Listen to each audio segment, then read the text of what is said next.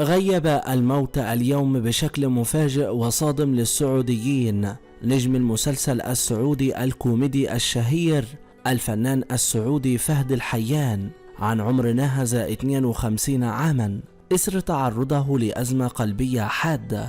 وقد اشتهر الفنان السعودي الراحل فهد الحيان في المملكة العربية السعودية بالأدوار الكوميدية في المسلسلات الدرامية، حيث يعد الممثل السعودي فهد الحيان من أبرز منتجي الأعمال السعودية الفنية، بجانب كونه رمزا من رموز الكوميديا في الدراما السعودية.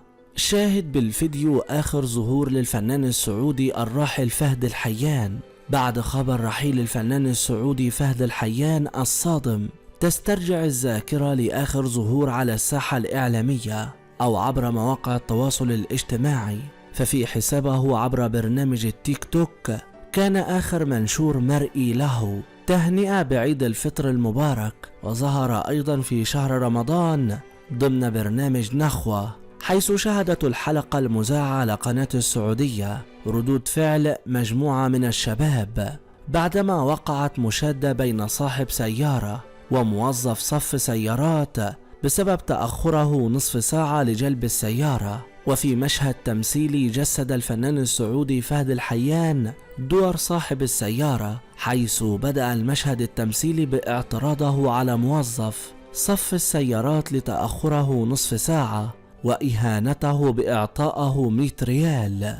وخلال الحلقة تدخل بعض الشباب للدفاع عن الموظف الذي تعرض للإهانة ليواجهه صاحب السيارة والرد عليه بكل قوة، في تجسيد رائع لنخوة شباب المملكة العربية السعودية في الدفاع عن من يحتاج للمساعدة. ومن جانبه أشاد الفنان السعودي فهد الحيان بنخوة وشجاعة الشباب في الدفاع عن الموظف، لافتا إلى أن من بينهما شابا ترك أسرته في الشارع للدفاع عن موظف تعرض للإهانة ولم يتركه إلا بالكشف عن حقيقة البرنامج.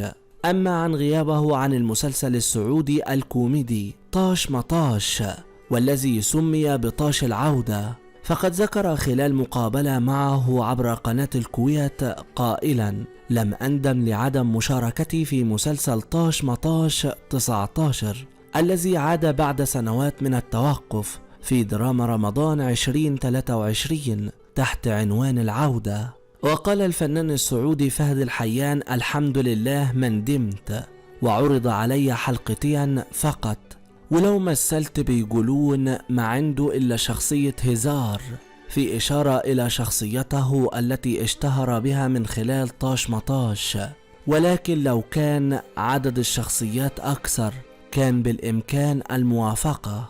وسيتم تشييع ودفن جثمان الفنان السعودي الراحل فهد الحيان غدا الثلاثاء على أن تقام صلاة الجنازة في جامع الأمير فهد ابن محمد ابن عبد الرحمن ابن فيصل آل سعود. فهد الحيان اسمه بالكامل فهد ابن محمد ابن ناصر الحيان، هو ممثل كوميدي سعودي، وهو من مواليد المملكة العربية السعودية. ولد في يوم 22 من شهر مارس عام 1971، وهو متزوج من سيدة سعودية جميلة ومحجبة، وله 3 من الأبناء.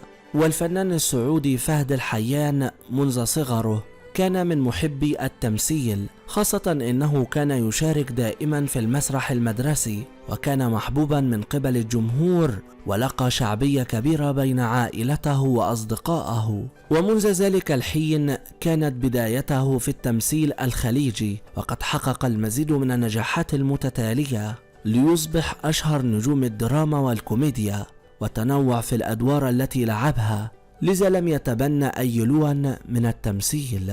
وكانت الفرصة الأولى التي تمكن من خلالها من عرض موهبته في جمعية الثقافة والفنون، وانتهت مقابلته بالنجاح، وطلب منه الفنان السعودي ناصر القصبي المشاركة معه في مسلسله السعودي الكوميدي الشهير طاش مطاش، فبدأ بالظهور في الموسم الثاني منه عام 1994 الذي مثل فيه بشخصية هزار الشهيرة، وانطلق منه إلى عالم النجومية، واستطاع بخفة لفت الأنظار إليه رغم دوره الثانوي، وهنا كانت بداية شهرته الواسعة، وتعرف عليه الجمهور في المملكة العربية السعودية مرورا بعدد من الأعمال الدرامية الناجحة، منها أمثال ولكن عام 1995.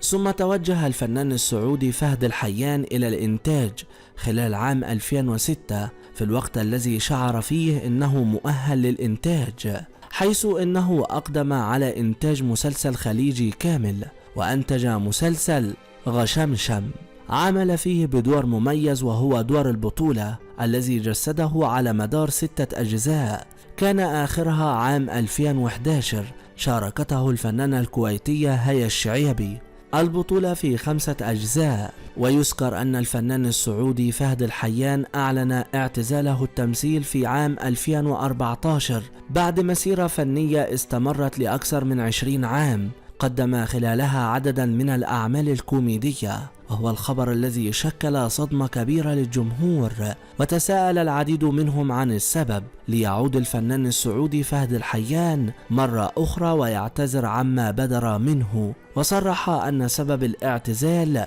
هو أنه يتعرض للإهمال من هيئة الفن السعودية، وأن زملائه في الوسط يعاملونه معاملة سيئة، ولكنه عاد إلى العمل الفني وقدم العديد من الأعمال الفنية. السلام عليكم ورحمة الله وبركاته. كل عام وانتم بخير وعيدكم مبارك، من العايدين من الفايدين، كلوها استانسوا بأيامكم دائما فرحة وسرور. السلام عليكم.